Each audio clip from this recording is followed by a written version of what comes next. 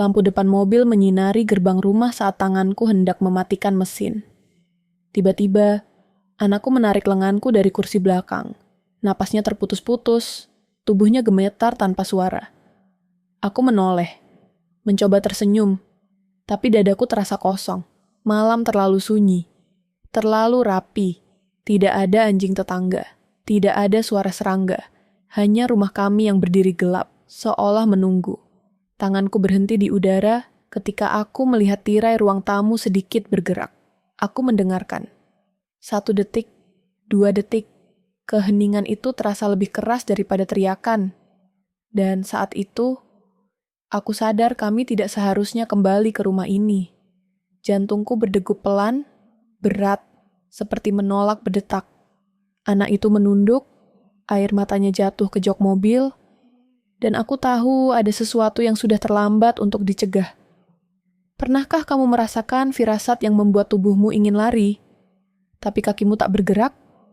Dimanapun kamu mendengarkan kisah ini malam ini, tetaplah bersama aku. Mesin mobil baru saja mati ketika perasaan itu muncul lagi. Tipis, tapi menusuk, seperti hawa dingin yang menyelinap dari celah pintu. Aku duduk beberapa detik tanpa bergerak, mendengarkan suara malam yang terlalu rapi. Tidak ada angin, tidak ada suara daun, hanya rumah kami, berdiri diam di depan, menunggu. Anakku turun lebih dulu, langkahnya pelan, tidak berlari seperti biasanya.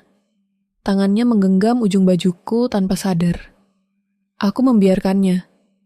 Lampu teras menyala otomatis, cahayanya putih dan keras, memantul di lantai keramik yang bersih. Terlalu bersih, seperti baru saja dilap. "Ayo," kataku pelan. Dia mengangguk, tapi matanya tidak pernah lepas dari pintu depan. Begitu pintu dibuka, aroma rumah menyambut, sabun lantai, sedikit wangi kayu, dan sesuatu yang tidak bisa kusebutkan. Bukan bau asing, lebih seperti bau yang salah tempat. Lampu ruang tamu sudah menyala. Aku yakin tadi pagi aku mematikannya. Suamiku muncul dari dapur dengan senyum tipis yang sudah sangat kukenal. Terlalu terkendali, terlalu tepat. Tidak ada kerutan di dahi, tidak ada keterkejutan melihat kami pulang lebih cepat dari jadwal. "Kalian capek?" katanya. Aku mengangguk, meletakkan tas, melepas sepatu. Gerakanku terasa otomatis, seperti mengikuti skrip yang sudah dihafal bertahun-tahun. Tapi ada bagian kecil di dalam kepalaku yang tidak mau diam, terus mencatat hal-hal sepele yang biasanya kulewati. Jam dinding berdetak lebih keras dari biasanya. Aku tahu itu tidak mungkin, tapi rasanya begitu. Jarum panjangnya bergerak, 1 detik, 1 detik, seolah memberi waktu bagi sesuatu yang tak terlihat. Anakku berdiri kaku di tengah ruang tamu. Dia tidak menyalakan televisi, tidak mengambil mainannya. Hanya berdiri, bahunya tegang. "Kamu kenapa?" tanyaku. "Nggak apa-apa." Jawabnya cepat, terlalu cepat. Suamiku menatapnya sekilas, lalu kembali menatapku. Tatapannya tenang, netral, seperti orang yang tidak ingin terlalu banyak tahu. "Makan dulu," katanya. "Aku sudah siapin." Kami duduk di meja, makan. Piring tersusun rapi. Nasi masih hangat. Lauk favorit anakku ada di sana. Tapi dia hanya mengaduknya dengan sendok, tidak makan. Aku memperhatikannya dari sudut mata, mencoba tersenyum agar suasana tidak runtuh. "Kamu sakit?" tanyaku lagi. Dia menggeleng, masih menunduk. Suamiku makan dengan pelan, teratur. Tidak ada suara sendok membentur piring. Setiap gerakannya terukur. Aku pernah menyukai ketenangan itu. Sekarang, ketenangan itu terasa seperti dinding. "Kita pulang agak malam," kataku, sekadar mengisi ruang. "Macet." "Ya," jawabnya singkat. "Aku tahu." Aku berhenti mengunyah. "Kamu tahu?" Dia mengangkat bahu. Perasaan saja. Tidak ada yang aneh dari jawabannya. Tapi dadaku terasa sedikit mengencang. Seperti sabuk pengaman yang ditarik terlalu kuat. Anakku tiba-tiba menoleh padaku. Matanya membesar sebentar, lalu kembali menunduk. Setelah makan, Rutinitas berjalan seperti biasa. Suamiku mencuci piring. Aku menyiapkan baju tidur anak. Semua terlihat normal jika dilihat dari luar. Tapi di dalam kepalaku, suara-suara kecil terus berdengung. Lampu koridor menyala redup. Bayangan kami memanjang di dinding. Anak itu berjalan di sampingku, langkahnya ragu. Saat kami sampai di depan kamarnya, dia berhenti. "Kenapa?" tanyaku. Dia menggeleng lagi. Tapi kali ini, bibirnya bergetar sedikit. Aku membuka pintu. Kamarnya rapi. Tempat tidur sudah dirapikan. Mainan tersusun di rak. Jendela tertutup. Tidak ada yang salah. Aku menyalakan lampu. Cahaya kuning memenuhi ruangan. "Lihat," kataku lembut. "Aman." Dia melangkah masuk perlahan, seperti menginjak air yang mungkin dalam. Aku membantu mengganti bajunya. Tangannya dingin. Saat aku menyelimutinya, dia tiba-tiba memegang pergelangan tanganku erat. "Bu," katanya pelan. "Iya?" Dia menelan ludah. "Kalau lampu mati, jangan tutup pintu." Aku tersenyum, berusaha ringan. "Kamu kan biasanya suka pintunya ditutup." Dia menggeleng cepat. "Jangan." Aku mengangguk. "Ya sudah, lampu kamar kumatikan." Aku membiarkan pintu sedikit terbuka. Cahaya koridor masuk sebagai garis tipis. Aku berdiri beberapa detik mendengarkan napasnya.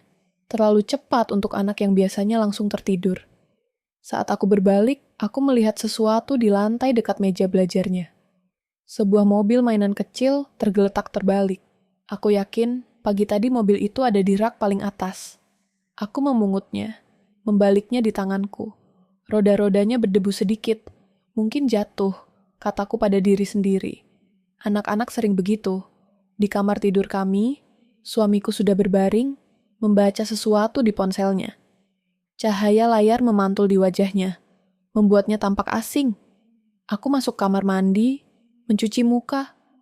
Air dingin menyentuh kulit, tapi tidak menghapus rasa berat di kepala. Saat aku kembali, dia sudah mematikan ponsel. "Kamu kelihatan capek," katanya. "Sedikit," jawabku. Aku berbaring di sisi ranjang. Lampu dimatikan, gelap menyelimuti. Tapi aku tidak bisa memejamkan mata. Setiap suara kecil, pipa air, langkah entah dari mana, terdengar jelas. "Kamu dengar sesuatu?" tanyaku pelan. "Tidak," jawabnya tanpa ragu. Terlalu cepat lagi. Aku menarik napas. Mencoba meyakinkan diri bahwa semua ini hanya kelelahan. Bahwa rumah ini masih rumah kami. Bahwa tidak ada yang berubah. Beberapa menit kemudian, aku bangun untuk minum. Saat melewati koridor, aku berhenti. Pintu kamar anak sedikit lebih terbuka dari tadi. Aku yakin aku membiarkannya hanya terbuka sedikit. Aku berdiri di sana, mendengarkan, tidak ada suara. Aku mendorong pintu perlahan. Anak itu tertidur, punggungnya menghadap pintu. Selimutnya sedikit bergeser, tapi mungkin dia bergerak sendiri. Aku hendak menutup pintu, lalu mataku menangkap sesuatu di dekat jendela. Tirai bergerak pelan, meski jendela tertutup. Aku mendekat, menyentuh kainnya. Di bawahnya, di kusen jendela, ada bekas tipis, seperti goresan kuku, atau bekas sesuatu yang ditekan. Aku menelan ludah. Tanganku gemetar sedikit. Aku menyapu pandangan ke sekeliling kamar, lemari, meja, rak, semua tampak normal. Tapi rasa aman yang selama ini menyelimuti ruangan itu hilang begitu saja. Aku keluar kamar dengan pelan, menutup pintu seperti semula.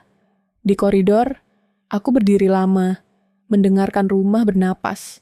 Dinding-dindingnya diam, tapi diamnya terasa penuh. Di dalam kepalaku, satu pikiran muncul, pelan tapi jelas. Seseorang pernah ada di sini. Dan entah kenapa, anakku tahu lebih dulu. Kecurigaan itu tumbuh, seperti bayangan yang memanjang di cahaya redup. Dan aku tahu, aku tidak akan bisa menghentikannya lagi. Aku terbangun sebelum subuh, dengan jantung berdebar tanpa alasan jelas. Rumah masih gelap, udara dingin, dan di sela-sela keheningan itu, pikiranku berputar pada satu hal. Tatapan mata anakku semalam. Tatapan yang terlalu sadar untuk anak seusianya. Seperti orang yang tahu sesuatu, tapi tidak tahu bagaimana cara mengatakannya. Aku duduk di tepi ranjang, mendengarkan napas suamiku yang teratur, tenang, dalam, seolah tidak ada beban apapun di dunia ini. Ketika aku menoleh, wajahnya setengah tertutup bayangan, damai, nyaris tak tersentuh oleh kegelisahanku. Ada bagian dalam diriku yang ingin mengguncangnya, bertanya tanpa basa-basi. Tapi aku tidak bergerak. Aku hanya duduk, membiarkan jarak itu tumbuh beberapa sentimeter lagi. Di dapur, aku membuat teh tanpa menyalakan lampu besar. Cahaya kecil dari bawah lemari cukup untuk melihat garis-garis furnitur yang sudah kukenal bertahun-tahun. Tapi pagi itu, semuanya terasa sedikit bergeser. Gelas favorit anakku tidak ada di tempatnya. Biasanya aku selalu meletakkannya di rak paling bawah. Sekarang, gelas itu ada di dekat wastafel, bersih, kering, seolah baru dipakai lalu dikembalikan sembarangan. Mungkin aku lupa, pikirku. Aku mulai sering menyalahkan diriku sendiri. Anakku bangun lebih pagi dari biasanya.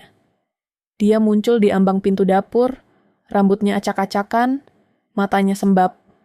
Dia berdiri di sana tanpa suara. "Kamu kenapa bangun cepat?" tanyaku.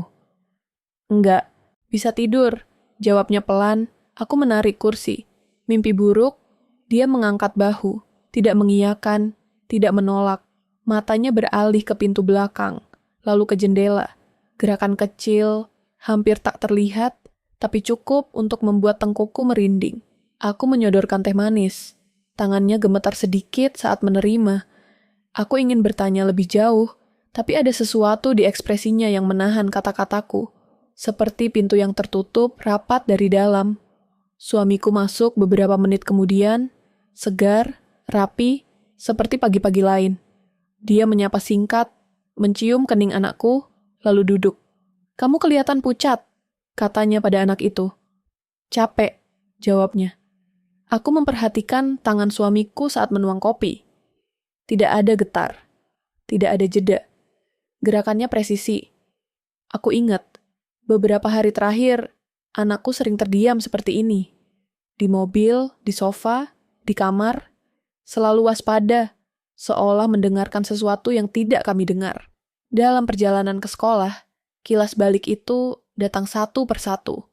Anak itu menolak duduk di kursi belakang sendirian, meminta lampu kamar mandi tetap menyala, menutup tirai siang hari, hal-hal kecil yang dulu kuanggap fase. Aku bahkan sempat menertawakannya. "Kamu kebanyakan nonton video," kataku waktu itu. Dia hanya menunduk, tidak membela diri. Di depan sekolah, dia turun tanpa berlari. Biasanya dia akan melambaikan tangan. Hari itu, dia hanya berdiri sebentar, menatap mobil, lalu masuk, tanpa menoleh. Aku duduk di dalam mobil lebih lama dari seharusnya. Mesin sudah mati. Radio tidak menyala. Aku menatap gedung sekolah, mencoba merangkai potongan-potongan ini menjadi sesuatu yang masuk akal. Saat aku pulang, rumah terasa terlalu sunyi. Tetangga biasanya sudah beraktivitas. Pagi itu, pintu-pintu tertutup. Aku masuk, mengunci pintu, lalu berdiri di ruang tamu, menahan napas. Tidak ada apa-apa, tapi rasa itu ada. Seperti mata yang mengawasi dari balik dinding. Aku memutuskan membersihkan rumah. Kegiatan fisik selalu membantuku berpikir. Di kamar anak, aku merapikan meja belajar. Saat menggeser buku-bukunya, sebuah kertas kecil jatuh. Aku memungutnya. Coretan pensil, tidak jelas. Garis-garis acak. Tapi di sudutnya ada satu kata yang ditulis berulang-ulang, semakin kecil. "Jangan." Dadaku mengencang. Aku duduk di lantai, memegang kertas itu lama. Anak itu tidak pernah menulis sembarangan. Dia selalu rapi, teratur. Aku melipat kertas itu dan memasukkannya ke saku. Saat itu juga, aku mendengar suara pintu depan. Suamiku pulang lebih awal. "Kamu di rumah?" tanyanya. "Di kamar anak," jawabku. Dia muncul di pintu. Matanya menyapu ruangan cepat. Terlalu cepat. "Kamu lagi beresin?" tanyanya. Iya, kataku. Dia kelihatan capek akhir-akhir ini. Dia mengangguk. Anak-anak memang begitu. Nada suaranya datar, aman, tapi tidak ada empati di sana. Aku menatapnya, mencoba mencari celah. Kemarin malam, kataku pelan, pintu kamarnya kebuka sendiri. Dia tersenyum tipis. Mungkin dia bangun. Aku sudah cek. Dia tidur. Angin, jendelanya tertutup. Dia mengangkat bahu. Rumah lama, banyak kemungkinan. Jawaban-jawaban itu terasa seperti dinding licin. Tidak ada yang bisa kutangkap. Tidak ada yang bisa kupelintir menjadi kebenaran. Siang itu, aku keluar sebentar ke warung. Jalanan terasa berbeda. Seorang ibu tetangga menatapku lebih lama dari biasanya. Aku menyapa. Dia membalas, tapi senyumnya cepat menghilang. Seolah dia baru sadar tidak seharusnya terlalu ramah. "Kamu sehat?" tanyanya tiba-tiba. Aku mengangguk, bingung. "Kenapa?" "Enggak apa-apa," katanya cepat. "Cuma nanya." Aku pulang dengan langkah lebih cepat. Pintu rumah terasa berat saat ku buka. Di ruang tamu, sofa bergeser sedikit. Tidak banyak, tapi aku yakin posisinya tidak begitu tadi pagi. Aku berdiri lama, mencoba mengingat. Aku mulai meragukan ingatanku sendiri. Aku menutup mata, menarik napas. Saat membukanya lagi, jam dinding menunjukkan waktu yang berbeda dari yang kuingat. Selisih beberapa menit, tapi cukup untuk membuatku berpikir aku kehilangan waktu. Malamnya, saat anakku sudah tidur, aku duduk berhadapan dengan suamiku di ruang tamu. Lampu redup. Televisi mati. "Kamu ada di rumah terus hari ini?" tanyaku. "Iya," jawabnya. "Kamu keluar sebentar?" "Tidak." Aku menatapnya. "Aku ke warung, rumah kosong." Dia menatap balik. "Mungkin kamu lupa aku sempat keluar beli rokok." Aku menggeleng. "Kamu sudah berhenti?" Dia terdiam sepersekian detik, sangat singkat, tapi aku melihatnya. "Oh," katanya kemudian. "Iya, aku lupa." Kata lupa itu menggantung di udara. Aku ingin percaya, tapi tubuhku menolak. Malam semakin larut. Aku tidak bisa tidur. Aku bangun, membuka lemari dokumen kecil di ruang kerja. Aku mencari sesuatu tanpa tahu apa. Di antara map-map lama, aku menemukan tagihan listrik bulan lalu. Tertulis tanggal pembayaran saat kami seharusnya berada di luar kota. Aku ingat jelas. Aku yang mengatur semua pembayaran. Tanganku dingin. Aku membuka ponsel, mengecek foto-foto lama. Di satu foto, tanggalnya tidak cocok dengan ingatanku. Aku mulai merasa pusing. Seolah seseorang perlahan menggeser realitasku. Sedikit demi sedikit. Aku duduk di lantai, bersandar ke dinding. Nafasku pendek. Semua ini terlalu rapi untuk kebetulan. Terlalu halus untuk disebut kesalahan. Di kejauhan, aku mendengar suara langkah dari kamar. Suamiku keluar, berdiri di ujung koridor. "Kamu kenapa belum tidur?" tanyanya. Aku menyimpan dokumen itu di belakang punggung. Tidak bisa. Dia mendekat. Wajahnya lembut. Tangannya menyentuh bahuku. "Kamu terlalu banyak mikir," katanya. "Kamu capek." Aku menatap matanya. Untuk pertama kalinya, aku melihat sesuatu di sana. Bukan marah, bukan benci, tapi perhitungan. Saat dia kembali ke kamar, aku membuka dokumen itu lagi. Di balik tagihan listrik, ada selembar kertas lain. Catatan tangan. Bukan tulisanku. Bukan tulisan siapapun yang ku kenal. Tanggal, jam, keterangan singkat. Tentang kebiasaan anakku. Tentang jam tidur. Tentang lampu. Aku duduk membeku. Semua suara menghilang. Di detik itu, satu hal menjadi jelas. Suamiku tidak lupa. Dia berbohong sejak awal. Dan ketakutan yang selama ini samar, berubah bentuk. Bukan lagi firasat, tapi kebutuhan untuk bertahan hidup. Aku tidak tidur malam itu. Kertas-kertas itu tetap di tanganku sampai pagi. Kusut oleh keringat dan genggaman yang terlalu kuat. Setiap kali aku menutup mata, wajah suamiku muncul dengan senyum yang sama seperti kemarin, seperti bertahun-tahun lalu. Tapi kini, senyum itu terasa seperti topeng yang dipaku ke kulit. Subuh datang tanpa suara. Cahaya tipis menyelinap lewat celah tirai, menyentuh lantai kamar dengan warna pucat. Aku masih duduk di kursi ruang kerja, punggungku kaku, kepala berat. Di meja, dokumen itu terbuka. Catatan tangan yang rapi, terlalu rapi. Jam tidur anakku. Waktu lampu dimatikan, catatan kecil tentang reaksi. Aku menarik napas dalam-dalam, mencoba berpikir jernih, mencari kemungkinan lain. Mungkin ini milik orang lain. Mungkin suamiku hanya menyimpan sesuatu untuk alasan yang tidak kupahami. Tapi setiap barisnya terasa terlalu intim, terlalu tahu. Langkah kaki terdengar dari koridor. Aku buru-buru melipat kertas, memasukkannya ke dalam map lama. Pintu kamar terbuka. "Kamu belum tidur?" Suara suamiku datar. Aku menoleh, memaksakan senyum. Masih kepikiran kerjaan. Dia mengangguk, seperti menerima jawaban yang sudah diduganya. "Kamu harus jaga kesehatan." Kata-katanya lembut, tangannya menyentuh bahuku sebentar. Sentuhan itu membuatku menahan napas. Tidak ada kehangatan di sana. Hanya tekanan ringan, seperti pengingat bahwa dia ada. Saat dia pergi ke kamar mandi, aku berdiri, berjalan ke dapur dengan langkah pelan.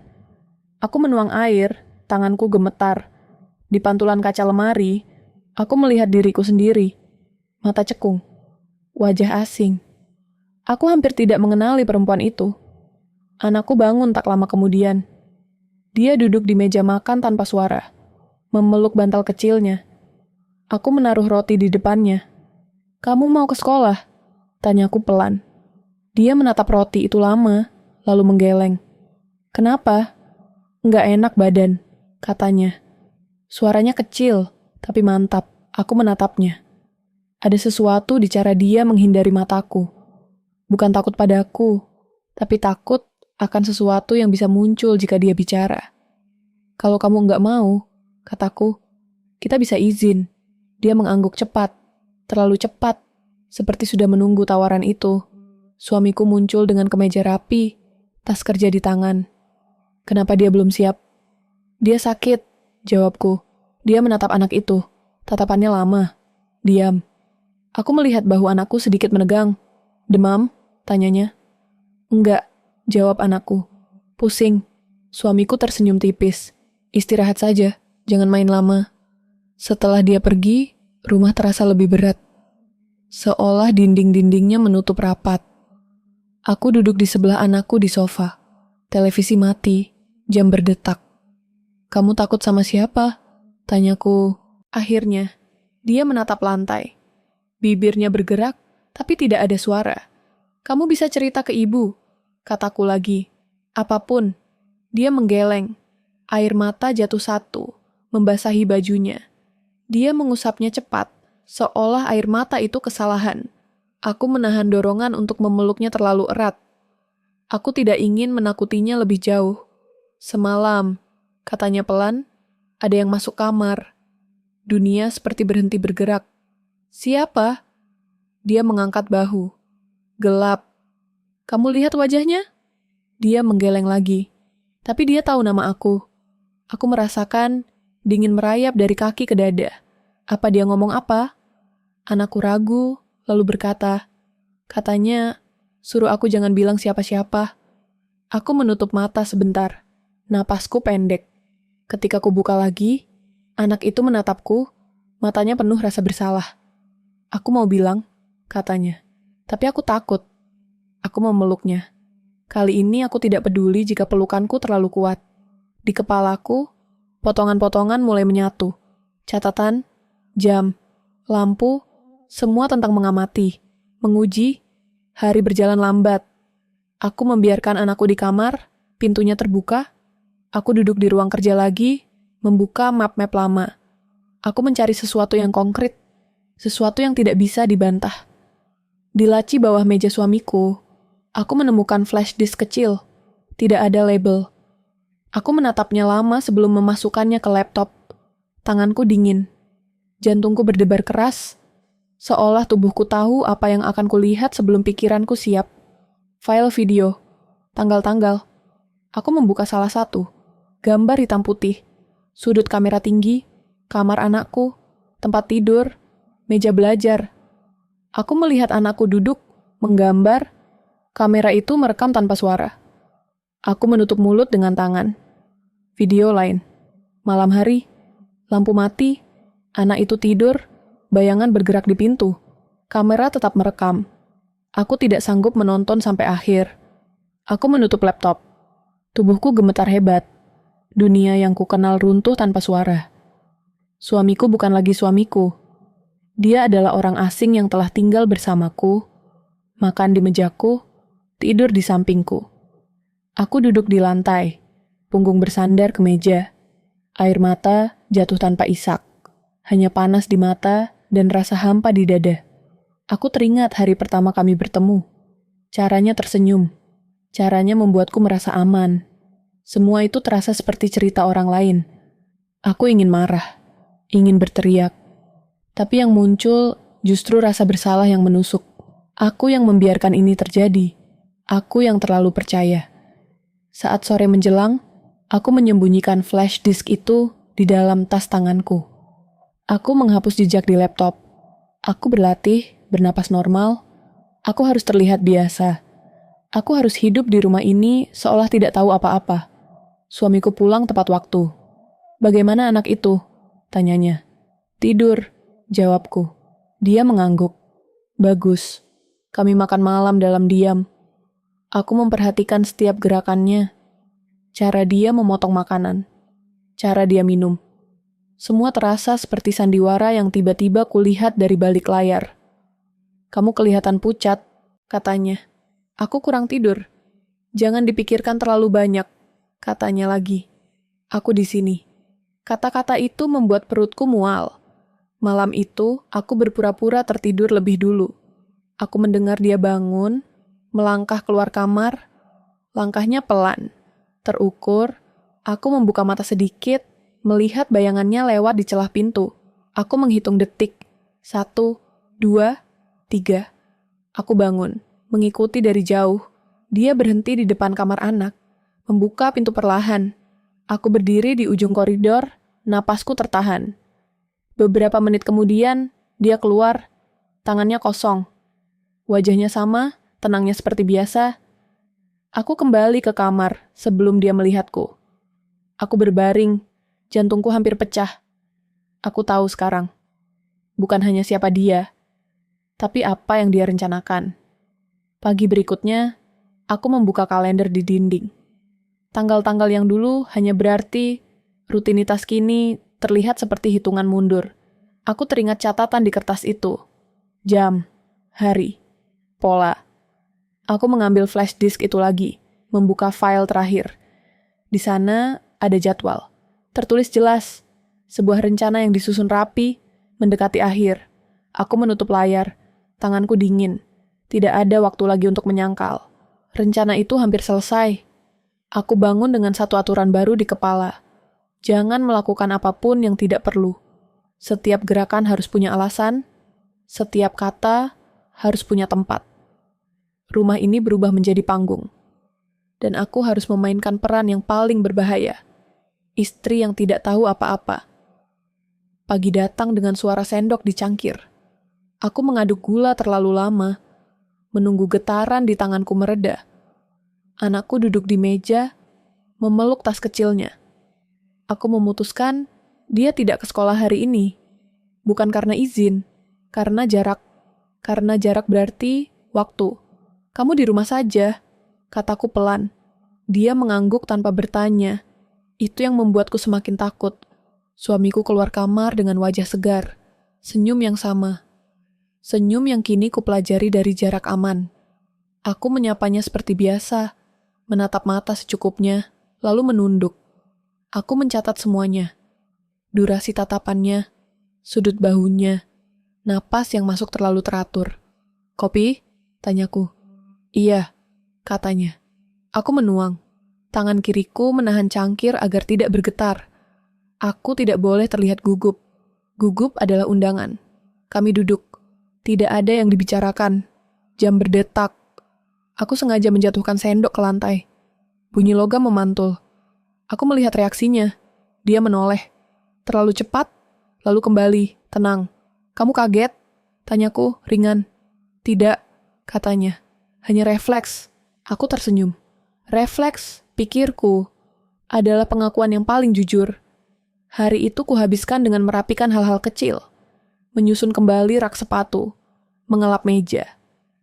Kegiatan yang terlihat wajar, tapi sebenarnya pemetaan. Aku menandai dengan ingatan. Posisi benda, sudut bayangan, pintu yang berdecit. Aku mengajari anakku satu hal tanpa kata-kata. Jika aku menyentuh pergelangan tangannya 2 kali, dia harus diam dan menatap lantai. Dia belajar cepat, terlalu cepat untuk anak seusianya. Kami berlatih, napas pelan di kamar. Aku duduk di lantai, punggung ke dinding, pintu terbuka. Aku tidak mematikan lampu siang hari. Aku ingin cahaya. Cahaya membuat bayangan jujur. Kalau ibu bilang ke dapur, kataku, kamu di sini. Kalau papa, tanyanya. Aku berhenti sebentar. Kalau papa, kamu bilang ibu sebentar lagi. Dia mengangguk, tidak bertanya kenapa. Siang menjelang, panas membuat rumah terasa menyempit. Suamiku bergerak lebih sering, masuk keluar kamar kerja. Ponselnya selalu di saku. Aku menahan diri untuk tidak menatap terlalu lama. Aku mempelajari jeda. Saat dia berhenti di koridor, aku menghitung langkahnya. Saat dia mencuci tangan, aku menghitung detik air mengalir. Kamu kenapa sering lihat jam? Tanyanya suatu kali. Aku takut telat masak. Jawabku. Dia tertawa kecil. Santai saja. Santai adalah kata yang tidak lagi punya arti di rumah ini. Sore hari, aku menyusun rencana kecil, tidak besar. Rencana besar mencolok.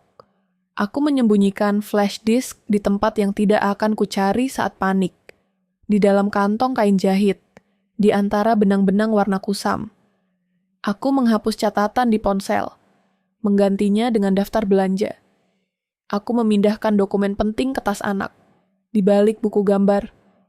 Orang jarang mencurigai kertas berwarna. Aku juga memindahkan kursi di depan jendela kamar anak. Bukan untuk menghalangi. Untuk suara. Jika ada yang bergerak, kursi akan berderit.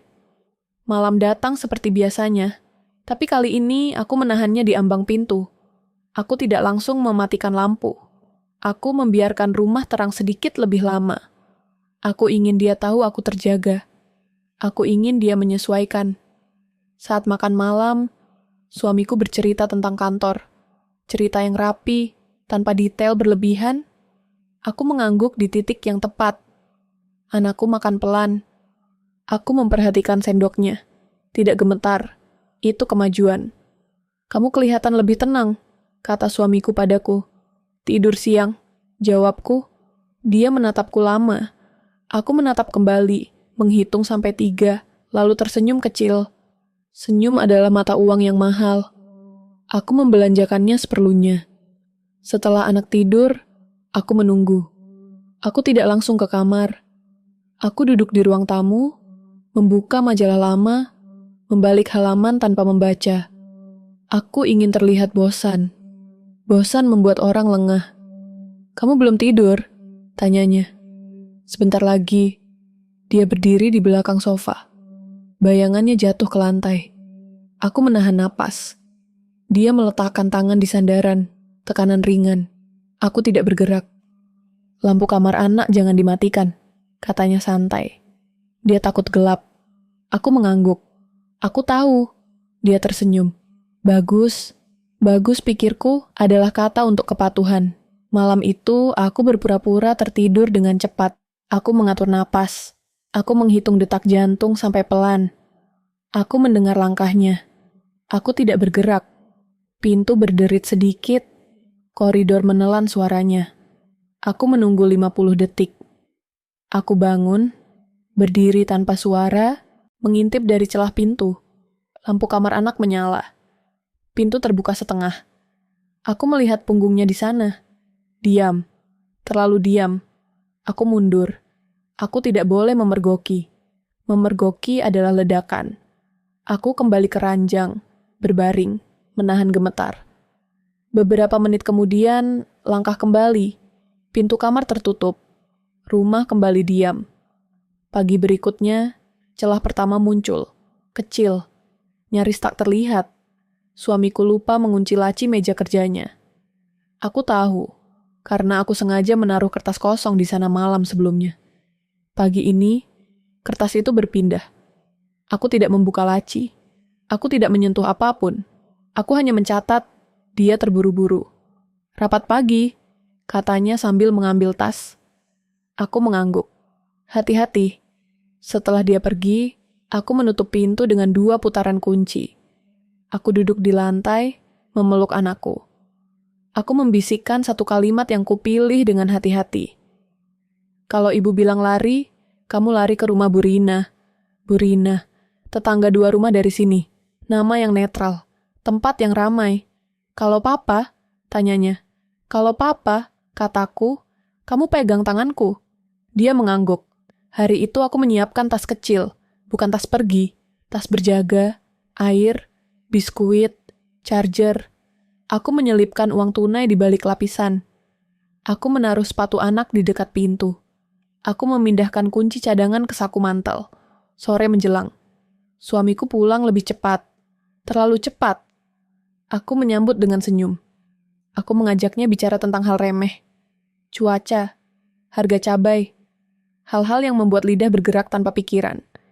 Kamu kenal Bu Rina? Tanyaku tiba-tiba. Dia berhenti sebentar. Tetangga? Iya, anaknya seumuran. Oh, katanya. Biasa saja. Jeda sepersekian detik. Cukup. Malam itu, ketegangan naik 1 tingkat. Dia lebih sering ke kamar anak. Alasan yang berbeda-beda. Selimut, lampu, mainan. Aku mengizinkan. Aku mencatat. Aku menahan diri untuk tidak menatap terlalu lama. Saat dia keluar terakhir kali, aku berdiri di belakangnya tanpa suara. Dia menoleh tiba-tiba. Kami hampir bertabrakan. Kamu ngagetin, katanya. Maaf, kataku cepat. Aku mau minum. Dia menatapku. Lama. Aku merasakan keringat dingin di punggung. Aku menjaga wajahku kosong. Kamu akhir-akhir ini aneh, katanya. Capek, jawabku. Dia mengangguk pelan. Kita butuh liburan. Liburan, pikirku, adalah kata lain untuk pemindahan. Kesalahan kecil terjadi menjelang tengah malam. Aku menaruh tas berjaga di tempat yang salah. Terlalu dekat pintu. Saat aku kembali dari kamar mandi, tas itu sudah berpindah sedikit. Hanya sedikit, tapi cukup. Kamu mau pergi? Tanyanya dari balik gelap. Aku berhenti. Aku menelan ludah. Besok? Sendirian? Tidak. Dia mendekat. Bayangannya menelan lantai. Aku mendengar napasnya. Terlalu dekat. Kemana? Aku menatap matanya. Aku memilih kebenaran yang aman. Ke dokter. Dia tersenyum. Senyum itu tidak sampai ke mata. Bagus. Jangan lupa kabari aku. Tangannya menyentuh tas itu. Aku merasakan detik meregang. Aku hampir berkata sesuatu yang salah. Hampir. Boleh aku rapikan? Tanyanya. Tidak perlu. Kataku terlalu cepat. Keheningan jatuh. Berat. Aku merasakan jarak antara kata dan akibat. Dia menarik tangannya. Baik. Kami berdiri di sana beberapa detik lagi. Aku mendengar jam berdetak. Aku mendengar anakku bergerak di kamar. Aku tahu satu hal dengan pasti saat aku kembali ke ranjang dan memejamkan mata tanpa tidur. Kesalahan kecil hampir membongkar segalanya. Dan jika aku ingin anakku selamat, aku tidak bisa sendirian lagi. Telepon itu bergetar sekali, lalu berhenti. Tidak ada nama, tidak ada pesan, hanya getaran singkat yang terasa seperti ketukan di pintu saat tengah malam. Aku menatap layar lama sebelum menguncinya kembali. Di rumah ini, setiap bunyi adalah peristiwa. Setiap peristiwa punya harga. Aku menunggu 5 menit penuh sebelum berdiri dan berjalan ke dapur. Memastikan langkahku terdengar wajar. Suamiku duduk di ruang tamu, membaca berita di tablet. Kepalanya terangkat sedikit saat aku lewat. Air habis, kataku. Di galon belakang, jawabnya tanpa menoleh. Aku mengangguk. Meski dia tidak melihat. Galon belakang berarti halaman. Halaman berarti jarak dari pengawasan. Aku mengambil kunci, membuka pintu belakang dengan suara yang sengaja kubuat sedikit keras. Siang masih terang, tapi awan menggantung rendah. Udara berat. Di luar, aku mengangkat galon kosong, pura-pura kesulitan, menunggu momen. Ponselku bergetar lagi. Kali ini pesan masuk. Bu, ini Rina. Kita perlu ngobrol. Sekarang, Bu Rina. Tetangga 2 rumah dari sini.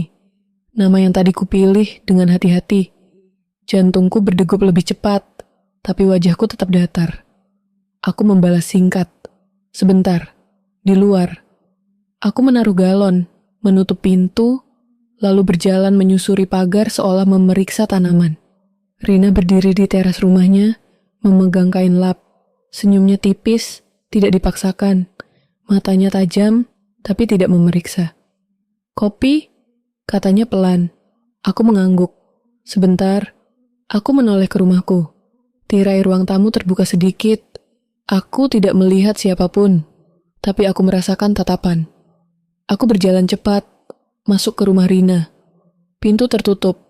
Suara kunci diputar 1 kali. Tidak lebih. Dapur Rina kecil, rapi, bau sabun cuci piring. Kami duduk berhadapan. Tidak ada basa-basi. Kamu kelihatan capek, katanya. Aku aman di sini? Tanyaku. Dia mengangguk. Untuk 10 menit. 10 menit adalah janji yang jujur. Aku dengar suara malam, katanya, menurunkan suara. Dari rumahmu, bukan televisi. Aku menatapnya. Kapan? Beberapa kali, jamnya sama. Aku merasakan dingin di tengkuk. Kamu bilang ke siapa? Ke kamu. Aku mengangguk. Aku percaya setengah. Setengah lagi kusembunyikan. Ada kamera, kataku akhirnya, di kamar anak. Rina tidak terkejut. Itu yang membuatku terkejut. Di sudut lemari, katanya. Aku lihat kabelnya waktu bantu kamu pindahan dulu. Aku terdiam. Ingatanku melompat. Pindahan, hari yang sibuk, Rina masuk ke kamar anak, membantu menyusun rak.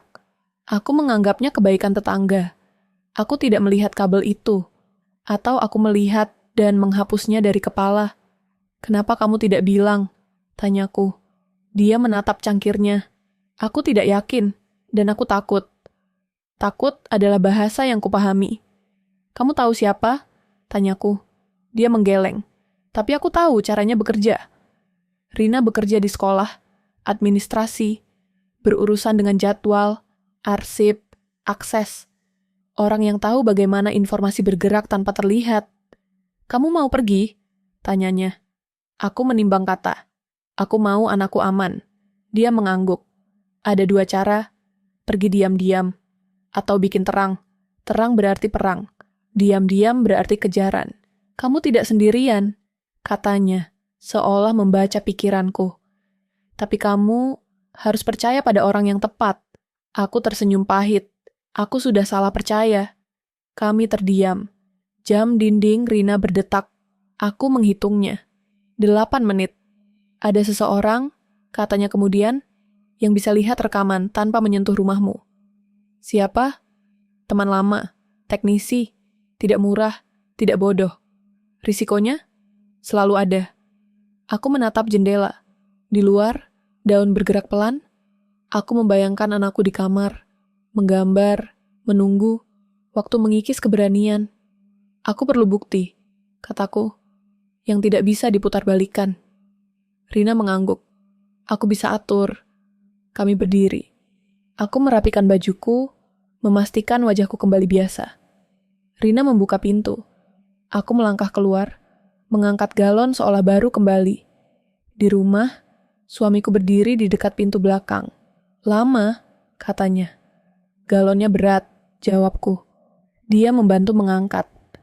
Tangannya menyentuh lenganku. Aku tidak menarik diri. Aku tidak memberi apapun yang bisa dibaca. Malam itu, rencana kecil mulai ditulis tanpa kertas. Aku mengatur jadwal mandi anak lebih awal. Aku mematikan router 5 menit, berpura-pura mati listrik. Aku memindahkan 1 mainan, lalu mengembalikannya. Aku mengamati reaksi. Tidak ada. Atau dia menyembunyikannya dengan baik. Kita ke rumah Rina besok sore. Kataku santai saat makan malam. Anaknya mau belajar bareng. Suamiku mengunyah pelan. Besok aku lembur. Bagus, kataku. Kita tidak lama. Dia mengangguk. Hati-hati. Hati-hati adalah doa dan peringatan sekaligus. Keesokan harinya, aku dan Rina duduk di ruang tamunya. Anak-anak di kamar, pintu terbuka. Rina menaruh ponsel di meja, layarnya mati. Teknisi datang malam ini, katanya pelan. Dari luar, dia tidak masuk rumahmu. Bagaimana? Kamera tetangga seberang. Sudutnya kena jendela kamar anakmu. Aku menelan ludah. Sejak kapan? 2 minggu. 2 minggu. Aku menghitung kembali kejadian. Malam-malam gelap, tatapan anakku. Rasa bersalah menusuk. Ada satu hal, katanya. Ini bukan hanya rumahmu. Aku menatapnya. Maksudmu? Dia akses jaringan lain. Aku lihat pola login. Siapa dia? Rina menggeleng. Belum, tapi bukan kerjaan orang sendirian. Aku merasakan lantai bergeser. Bukan kerjaan orang sendirian berarti ada sistem, ada kebiasaan, ada tujuan lebih besar dari satu keluarga. Teknisi mengirim pesan malam itu. Satu kalimat, sudah dapat, kami menunggu sampai anak-anak tidur. Rina membuka laptop, video muncul. Sudut jendela kamar anakku terlihat, bayangan lewat, jam, tanggal, lebih dari satu malam, lebih dari satu sudut. Aku menutup mulut. Ini cukup, bisikku. Belum, kata Rina. Lihat ini. Folder lain terbuka. Daftar alamat IP. Catatan waktu. Tautan ke tempat yang tidak kukenal. Komunitas, katanya. Tertutup. Aku menatap layar. Dunia mengerut. Dia terlibat. Dia pusatnya. Kata pusat membuat kepalaku berdengung. Aku membayangkan senyumnya. Kata-kata santainya. Kepatuhan yang dia minta. Ponselku bergetar. Pesan dari suamiku. Kalian di mana? Lama. Aku mengetik cepat. Di Rina. Pulang sebentar lagi. Jangan malam-malam. Aku mematikan layar. Ada satu risiko, kata Rina. Kalau kita lanjut, dia akan tahu. Ada pilihan lain? Tanyaku. Pergi sekarang, tanpa bukti. Aku menatap foto anakku di layar laptop. Aku menggeleng. Tidak. Kami menyusun langkah, jam, rute, orang yang dihubungi. Aku menulis daftar di kepala, menghapusnya, menulis ulang. Rina menatapku, tenang. Kamu berani, katanya. Aku terlambat, jawabku. Saat aku pulang, rumah gelap. Lampu ruang tamu mati. Aku membuka pintu pelan. Suamiku duduk di sofa, menunggu. Kamu lama, katanya. Macet, kataku. Dia berdiri, mendekat. Kamu sering ke Rina. Aku suka temannya anak. Dia tersenyum. Aku juga. Senyum itu tidak menyentuh mata. Aku merasakan bahaya melebar. Malam itu, saat aku menutup pintu kamar, ponsel Rina bergetar. Pesan masuk. Dia bukan satu-satunya. Ada jaringan. Ada jadwal. Aku duduk di tepi ranjang, memeluk anakku. Napasku pendek. Permainan ini jauh lebih besar dari dugaan. Dan kami sudah terlihat. Pintu tertutup lebih keras dari biasanya. Tidak dibanting, tapi cukup untuk meninggalkan gema kecil di lorong. Aku berhenti bernapas selama 2 detik. Rumah ini merespon suara dengan cara yang berbeda sekarang. Setiap bunyi seperti sinyal. Aku berdiri di dapur, punggung ke wastafel, mendengarkan langkahnya. Tidak tergesa, tidak ragu. Itu langkah orang yang merasa menguasai ruang. Aku mengeringkan tangan, menyimpan kain lap, dan menyiapkan wajah yang netral.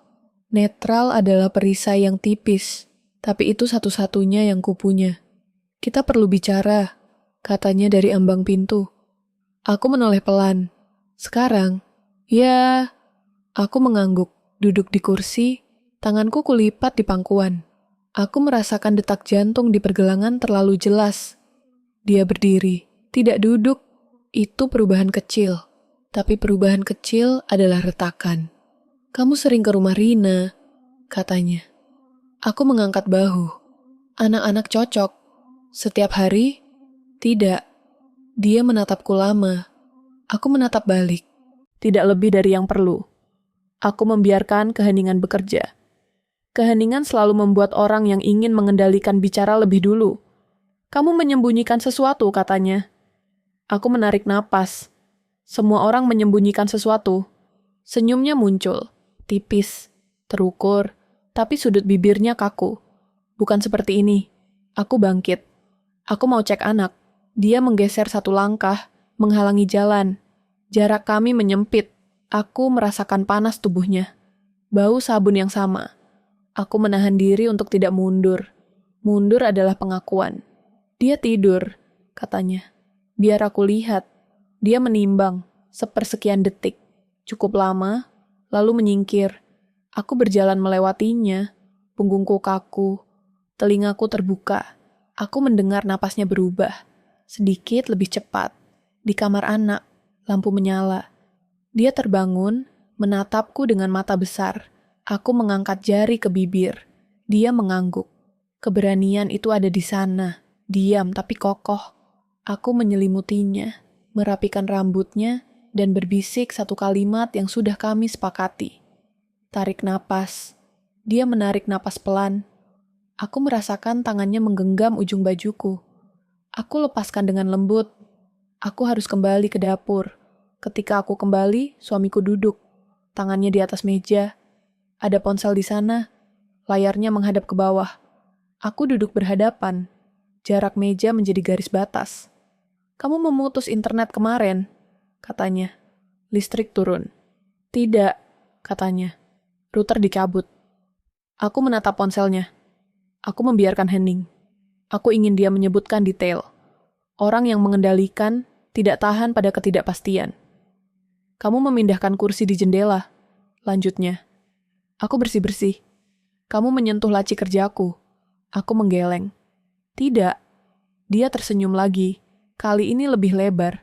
Aku pasang kertas. Aku menelan ludah. Kesalahan kecil itu muncul lagi. Seperti tusukan jarum di bawah kuku. Aku mengatur napas. Aku memilih kebenaran yang sempit. Kertas bisa jatuh, kataku. Dia berdiri mendadak. Kursi berderit. Suara itu membuat anakku bergerak di kamar. Aku mendengar selimut bergeser. Aku menahan dorongan untuk menoleh. Berhenti, katanya. Suaranya lebih rendah. Aku tahu kamu tahu. Aku menatapnya. Untuk pertama kalinya, aku tidak menurunkan pandangan. Kalau kamu tahu, kataku, kenapa tanya? Retakan itu melebar. Dia mengatupkan rahang. Urat di lehernya muncul.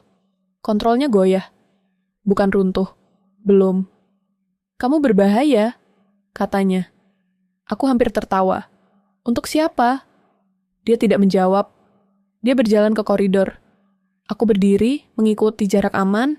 Dia berhenti di depan kamar anak. Tangannya menyentuh gagang pintu. Jangan, kataku. Dia menoleh. Kenapa? Aku memilih kata dengan hati-hati. Dia anak kita. Dia tersenyum, tapi senyum itu pecah. Itu masalahnya. Kalimat itu jatuh seperti benda berat ke lantai. Aku merasakan amarah naik, panas, menyesakkan. Aku tidak boleh membiarkannya menjadi suara.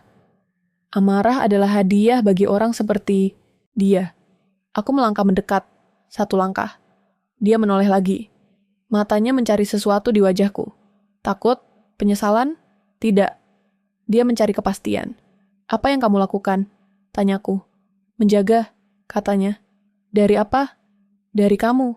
Aku menggeleng pelan. Kamu salah. Dia tertawa pendek. Aku jarang salah. Dia membuka pintu. Aku bergerak cepat, berdiri di antara dia dan ranjang. Tubuhku menjadi penghalang. Aku merasakan getaran di kaki, tapi aku berdiri tegak. Anakku duduk, punggung menempel dinding. Dia menatap ayahnya tanpa menangis. Papa, katanya pelan, satu kata. Itu saja. Tapi kata itu mengubah udara. Aku melihatnya ragu. Sepersekian detik, itu cukup. Papa, ulang anakku. Jangan. Aku menahan napas. Keberanian itu seperti cahaya kecil di ruang gelap. Dia mengulurkan tangan. Bukan untuk memohon, untuk menghentikan. Suamiku menatap tangan kecil itu. Rahangnya mengencang. Aku melihat sesuatu runtuh di dalamnya. Bukan empati, tapi rencana yang terganggu. Kembali tidur, katanya. Suaranya keras. Anakku tidak bergerak. Aku merasakan bangga yang bercampur takut. Aku menyentuh bahu anakku. Ibu di sini. Dia menoleh padaku. Aku dengar langkah. Aku menatap suamiku. Kamu dengar? Dia memalingkan wajah. Kamu mengajari dia berbohong. Tidak, kataku. Aku mengajari dia bertahan. Itu memicu sesuatu. Dia melangkah maju. Aku menahan dengan satu tangan. Tidak mendorong, tidak memukul, hanya menahan. Kontak itu singkat tapi nyata. Aku merasakan kekuatannya. Aku merasakan niatnya. Keluar, kataku. Sekarang. Dia menatap tanganku di dadanya. Berani. Aku melepaskan. Aku tidak ingin eskalasi. Aku ingin kesalahan. Orang yang tertekan membuat kesalahan. Dia mundur selangkah. Kita bicara nanti. Dia menutup pintu kamar anak dengan pelan. Terlalu pelan. Aku menunggu sampai langkahnya menjauh. Aku mengunci pintu. Aku menempelkan telinga. Tidak ada suara. Aku berlutut di depan anakku. Kamu hebat, bisikku. Aku takut. Katanya jujur. Aku juga, jawabku. Tapi kita bernapas. Kami bernapas bersama. 3 kali. Malam itu, aku membuat satu perubahan kecil lagi. Aku memindahkan tas berjaga ke mobil. Aku menyelipkan kunci di saku celana. Aku mengirim satu pesan singkat ke Rina. Sekarang. Balasan datang cepat. Aku di luar. Aku menunggu sampai suamiku masuk kamar mandi. Aku membuka pintu depan, melangkah keluar, mengunci dari luar, lalu membuka lagi pelan. Gerakan itu terlihat seperti mengambil angin. Rina berdiri di pagar, wajahnya tegang. Dia goyah, kataku. Dia tahu, jawab Rina. Lebih dari yang kita kira. Rina mengangguk. Teknisi menemukan login baru malam ini. Aku menutup mata sebentar.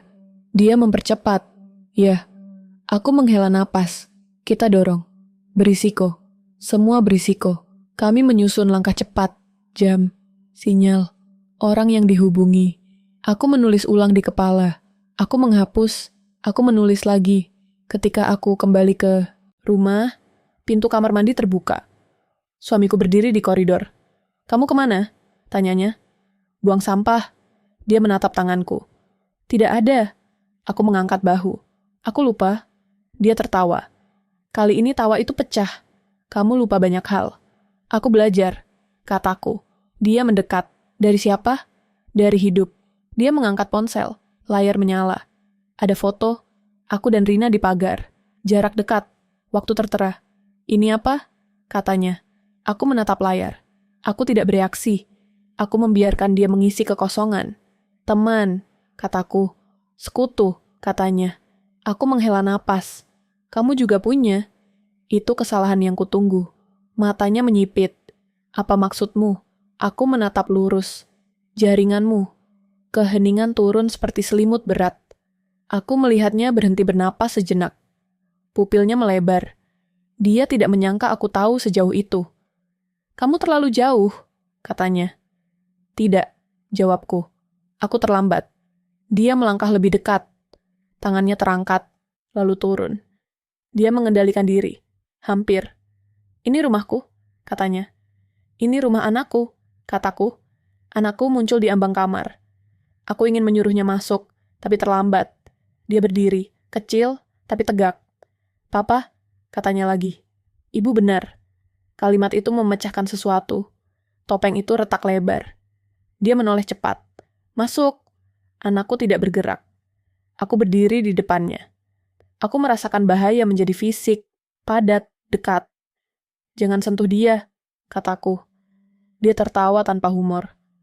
Kamu pikir kamu bisa menghentikan ini? Aku menatap jam di dinding. Detik berjalan. Aku menunggu tanda. Ponselku bergetar di saku. 1 getaran. 2. Aku menatapnya. Kamu terlambat. Dia menyadari. Dia menoleh ke pintu. Ke jendela. Ke ponselnya. Kontrolnya runtuh setitik. Itu cukup untuk membuatnya berbahaya. Masuk kamar, bisikku pada anakku. Sekarang. Anakku mundur, Menutup pintu, mengunci. Aku berdiri sendiri di lorong. Aku dan dia. Jarak 1 lengan. Apa yang kamu lakukan? Katanya. Aku berhenti takut. Jawabku. Dia melangkah. Aku tidak mundur. Aku merasakan udara memanas. Ini bukan lagi permainan kata. Ini garis terakhir. Konfrontasi tidak bisa dihindari. Dan malam penentuan telah tiba. Lampu padam tepat ketika langkah itu terdengar di teras. Bukan mati listrik. Terlalu bersih. Terlalu tepat. Aku berdiri di lorong. Tubuhku tegang. Telingaku menangkap setiap perubahan napas. Rumah ini seperti menahan udara. Di balik pintu kamar, anakku diam. Aku tahu dia tidak tidur. Aku tahu dia mendengarkan. Jangan bergerak, kataku pelan tanpa menoleh. Suamiku berdiri 2 langkah di depanku. Dalam gelap, wajahnya tidak sepenuhnya terlihat, tapi aku tahu ekspresinya. Aku sudah mempelajarinya bertahun-tahun, tenang yang dipaksakan, kontrol yang diperas sampai batas. Kamu mengundang orang, katanya. Aku mengangguk. Aku menghentikanmu. Dia tertawa pendek. Kamu terlambat. Aku mendengar suara lain di luar. Sepatu menyentuh kerikil. Pagar berderit.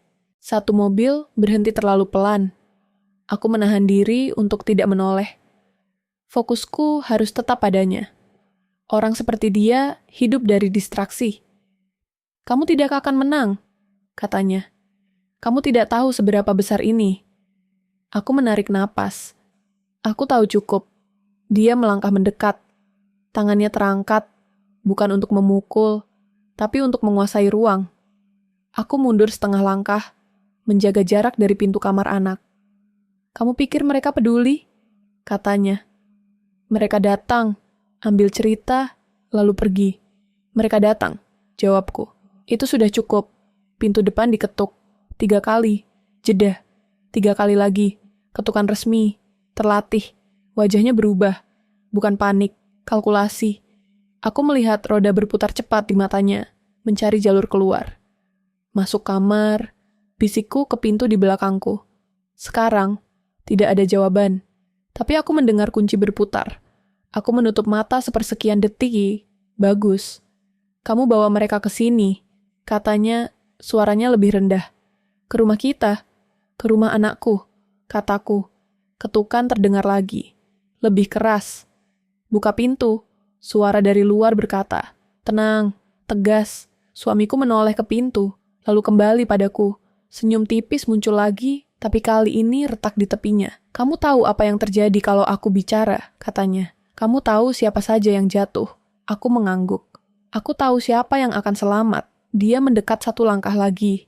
Aku merasakan panas tubuhnya. Aku merasakan bahaya menjadi padat. Tangannya bergerak cepat.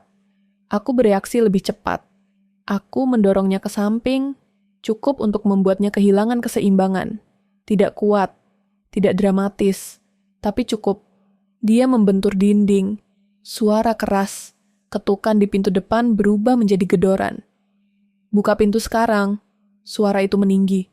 Suamiku menatapku, terengah. Untuk pertama kalinya, aku melihat ketakutan di sana. Bukan takut pada hukum, takut kehilangan kontrol. Kamu hancurkan semuanya, katanya. Aku menyelamatkan 1 hal, jawabku. Aku berlari ke pintu depan. Tanganku gemetar saat membuka kunci.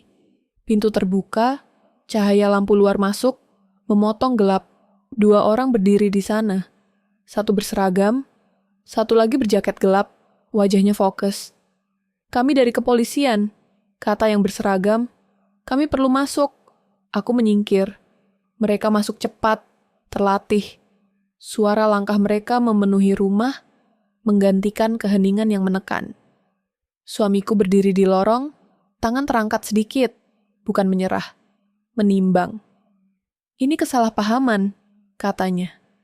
Orang berjaket gelap menatapnya. Kami punya rekaman. Aku merasakan lututku melemah. Aku bersandar ke dinding. Napasku pecah, tapi aku berdiri. Kamar anak, kataku, terkunci. Orang berseragam mengangguk, bergerak ke sana. Aku mengikuti sampai ambang, lalu berhenti. Aku tidak ingin anakku melihat terlalu banyak. Bu, suara kecil dari balik pintu. Sudah, kataku. Ibu di sini. Pintu dibuka perlahan. Anakku keluar, wajahnya pucat tapi matanya jernih. Dia menatap ayahnya, lalu menatapku. Aku dengar semuanya, katanya pelan. Aku memeluknya. Aku menutup matanya dengan tanganku. Aku tidak ingin dia melihat ayahnya saat borgol itu diklik. Suara logam itu pendek, final. Aku mendengarnya seperti gema panjang di kepala. Ini tidak selesai, kata suamiku. Suaranya dingin kembali. Kamu pikir ini akhir? Aku menatapnya. Untukmu. Dia tertawa kecil. Kamu tidak tahu apa yang kamu mulai. Aku tidak menjawab. Aku tidak perlu. Mereka membawanya keluar. Lampu-lampu menyala kembali. Rumah terlihat seperti rumah lagi. Tapi aku tahu itu bohong. Rumah ini tidak akan pernah sama. Aku duduk di sofa, anakku di pangkuanku. Tanganku gemetar sekarang, karena tidak perlu menahan lagi. Orang berjaket gelap duduk di seberang. Kami akan butuh pernyataan, katanya. Aku mengangguk. Aku punya bukti. Aku menyerahkan flash disk. Tanganku terasa kosong setelahnya, seperti melepas beban yang sudah menyatu dengan tubuh. Kamu berani, katanya. Aku terpaksa, jawabku. Malam itu berjalan lambat. Pertanyaan, catatan, waktu yang mengalir tanpa bentuk. Aku menjawab secukupnya. Aku tidak menambahkan. Aku tidak mengurangi. Aku menjaga anakku tetap dekat. Saat mereka akhirnya pergi, rumah terasa terlalu besar. Terlalu terang, terlalu sunyi. Aku mengunci pintu. Aku memeriksa jendela. Aku menutup tirai. Rutinitas baru untuk dunia baru. Anakku duduk di lantai, menggambar. Aku memperhatikannya. Garis-garisnya lebih tegas. Tidak ada coretan jangan lagi. Bu, katanya. Papa jahat? Aku duduk di sampingnya. Aku memilih kejujuran yang bisa ditanggung anak. Papa sakit, kataku. Dan orang sakit bisa menyakiti. Dia mengangguk. Aku tidak mau takut lagi. Aku memeluknya. Aku juga. Hari-hari berikutnya datang dengan cepat dan lambat sekaligus. Berita, panggilan, wajah-wajah asing yang ingin tahu. Aku belajar berkata tidak. Aku belajar diam. Ada harga yang harus dibayar. Tatapan orang. Bisik-bisik. Malam-malam tanpa tidur. Luka yang tidak terlihat tapi berdenyut.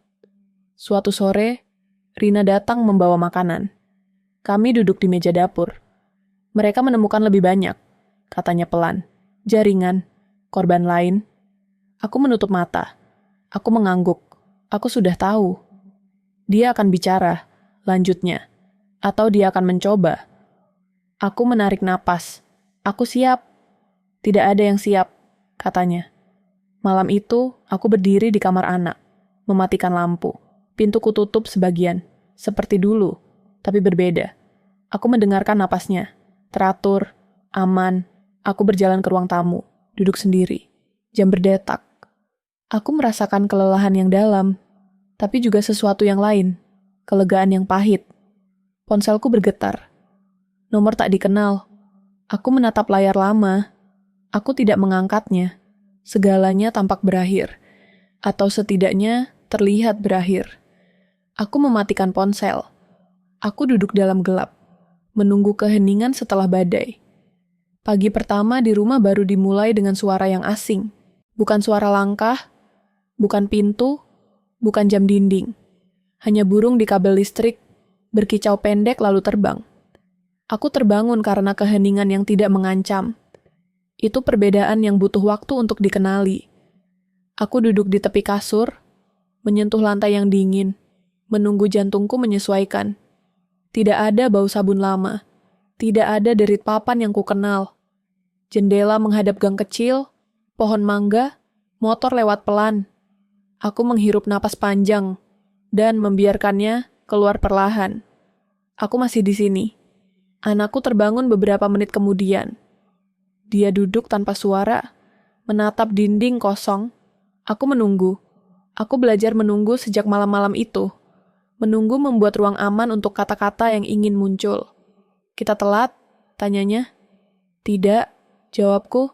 Kita punya waktu. Waktu menjadi barang baru yang kami pelajari. Dulu waktu adalah jadwal dan hitungan. Sekarang, waktu adalah ruang untuk bernapas. Di dapur kecil, aku membuat teh. Gelasnya berbeda, tapi gerakanku sama. Aku menaruh gula sedikit. Dia memperhatikanku, lalu mengaduk sendiri. Tangannya sudah tidak gemetar. Itu kemajuan yang tidak pernah tertulis dimanapun. Kita tinggal di sini lama? Tanyanya. Selama kita mau, kataku.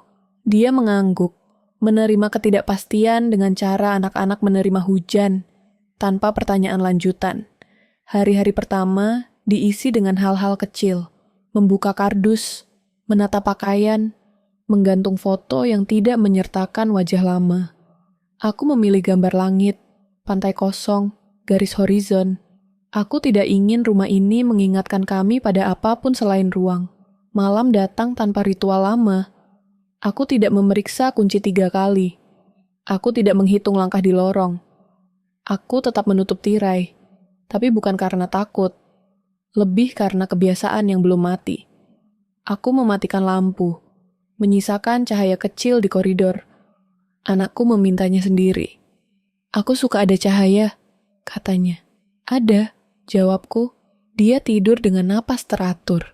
Aku duduk di kursi dekat pintu, membaca tanpa membaca. Kata-kata lewat, tidak masuk. Aku mendengarkan rumah baru bernapas. Aku mengajari tubuhku untuk percaya pada bunyi yang tidak berbahaya. Di siang hari, aku bertemu orang-orang yang tidak tahu apa-apa. Tetangga yang menyapa singkat, penjual sayur yang menghafal pesananku. Aku belajar menyebut namaku, tanpa menyebut cerita. Aku belajar bahwa tidak semua orang ingin tahu. Itu kelegaan yang aneh. Ada panggilan yang harus kujawab. Kepolisian, pengacara, orang-orang yang berbicara dengan suara datar tentang konsekuensi. Aku mendengarkan. Aku menandatangani. Aku menyimpan dokumen di map abu-abu. Aku tidak membukanya lagi setelah itu. Beberapa pintu harus ditutup rapat. Anakku mulai sekolah baru. Hari pertama aku menunggu di pagar. Tidak jauh, tidak dekat. Aku melihatnya masuk, menoleh sekali, lalu melangkah lagi. Aku menahan napas sampai bel berbunyi. Aku baru menghembuskannya setelah gerbang tertutup. Sore itu, dia pulang membawa gambar. Sebuah rumah kecil dengan 2 jendela dan 1 pintu. Tidak ada bayangan, tidak ada tirai. Aku menatapnya lama. Ini rumah kita? Tanyaku. Ini rumah yang tidak takut, jawabnya. Aku mengangguk.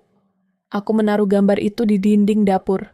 Setiap pagi aku melihatnya, memastikan aku mengingat tujuan. Kadang-kadang, ingatan datang tanpa izin. Bau sabun tertentu di toko, bunyi langkah di tangga umum, getaran ponsel di malam hari. Tubuhku bereaksi lebih cepat dari pikiranku.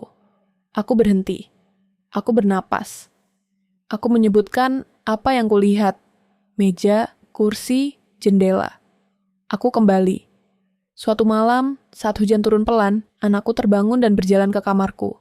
Dia berdiri di pintu, ragu. Boleh tidur di sini? Tanyanya. Tentu, kataku. Dia berbaring di sampingku, punggungnya menempel. Aku merasakan tulang belikatnya naik turun. Aku menyesuaikan napas agar seirama. Kami tertidur dengan hujan sebagai penutup. Tidak ada mimpi yang diingat. Hubungan kami berubah tanpa dibicarakan. Dia bertanya lebih sedikit, mengamati lebih banyak. Aku menjawab lebih jujur, tapi dengan batas. Kami tidak lagi berpura-pura bahwa dunia selalu baik. Kami juga tidak mengajarinya untuk takut tanpa alasan. Kami berjalan di tengah, hati-hati. Ada hari-hari ketika aku ingin kembali ke rumah lama, hanya untuk memastikan semuanya nyata. Aku menahan diri. Rumah itu bukan lagi tempat. Ia menjadi simbol, ruang di mana kepercayaan runtuh tanpa suara. Aku tidak ingin memberinya panggung lagi. Rina datang sekali, membawa kue, duduk sebentar. Kami berbicara tentang hal-hal ringan. Kami tidak membicarakan malam itu. Ada persahabatan yang tumbuh dari batas yang dihormati. Kamu kelihatan lebih tenang, katanya. Lebih jujur, jawabku. Dia tersenyum. Itu lebih berat. Aku mengangguk. Ada malam ketika ponselku bergetar dari nomor tak dikenal. Aku menatapnya, lalu membiarkannya mati. Aku mematikan ponsel. Aku memilih tidur. Memilih tidur adalah kemenangan kecil. Di ruang tamu, aku menyimpan satu kotak kecil. Isinya tidak banyak. Sebuah flash disk yang sudah kosong. Kunci lama. Kertas dengan satu kata yang pernah ditulis berulang-ulang. Jangan. Aku tidak membukanya sering. Aku tidak membuangnya. Aku menyimpannya sebagai pengingat bahwa kewaspadaan bukan paranoia jika ada sejarah di belakangnya. Anakku bertanya suatu sore, saat kami menyiram tanaman kecil di teras. Bu, orang bisa berubah jahat? Aku berhenti menyiram. Air menetes ke tanah. Orang bisa sakit, kataku, dan sakit bisa membuat orang menyakiti. Kalau sembuh, mereka belajar berhenti. Dia mengangguk, memikirkan jawabannya. Kalau tidak sembuh, aku menatap daun yang berkilau. Kita jaga jarak. Dia menerima itu tanpa drama. Anak-anak tahu tentang jarak dengan cara yang sederhana. Waktu berlalu. Luka tidak menutup seperti di buku. Luka menjadi bagian dari cara berjalan. Ada hari-hari yang ringan, ada hari-hari yang berat. Aku belajar membedakannya tanpa menghakimi diri sendiri. Suatu malam, aku mematikan lampu rumah dan berdiri di depan cermin. Wajahku kembali menjadi milikku. Ada garis yang baru. Ada mata yang lebih waspada. Aku tidak membencinya. Itu bukti aku hidup. Aku kembali ke kamar, menutup pintu sebagian. Cahaya koridor menyusup, sama seperti dulu. Tapi maknanya berbeda. Aku duduk di kursi, menunggu napas anakku stabil. Aku mendengarkan hujan yang sudah berhenti. Pikiranku melayang ke kalimat yang pernah diucapkan, bahwa segalanya berakhir. Aku tahu, sekarang itu tidak sepenuhnya benar. Tidak ada akhir yang bersih, ada sisa, ada gema, ada malam-malam yang memerlukan waktu lebih lama untuk tenang. Aku berdiri, memeriksa kunci sekali, bukan 3 kali, sekali. Aku mematikan lampu. Aku berbaring. Dalam gelap, aku mengakui satu hal dengan jujur. Tidak semua luka benar-benar sembuh. Beberapa luka mengajarkan cara hidup yang baru. Dan di antara keduanya, ada ketenangan pahit yang cukup untuk melanjutkan.